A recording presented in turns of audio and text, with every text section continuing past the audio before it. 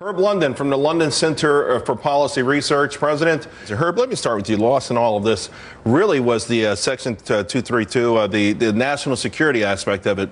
A lot of politics we talked about, a lot of the economics implications, but the idea that we should control a certain portion of our ability to make ships, to make bombs, to make bullets, to defend ourselves. Even if we ceded it all to our friends up north, it would leave us vulnerable, wouldn't it? There's no question. I mean, if you have 23 steel plants in the United States, it's one thing. If you have 2 steel plants in the United States, it's something else again. Keep in mind that we import a lot of the missiles from the Russians today.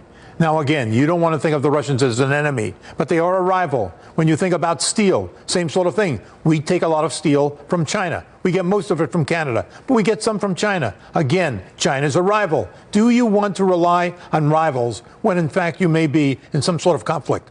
It strikes me that the president has a very valid point to make about national security. It's very interesting that the president did carve out nations through bilateral conversation about how he would deal with this trade issue.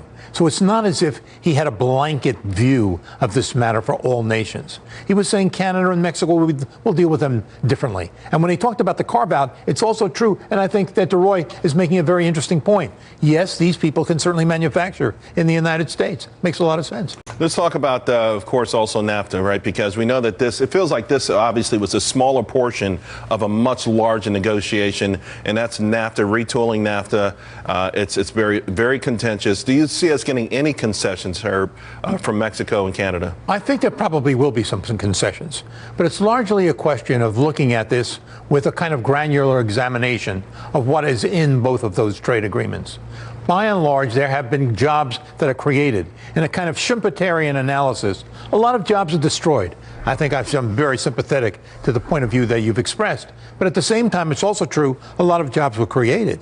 And when you go in to have a deficit in trade, it doesn't necessarily mean that this is something that's negative for the country. That negative expenditure may very well lead to the creation of new industries and new products. So again, it's always a question of how you look at this on balance.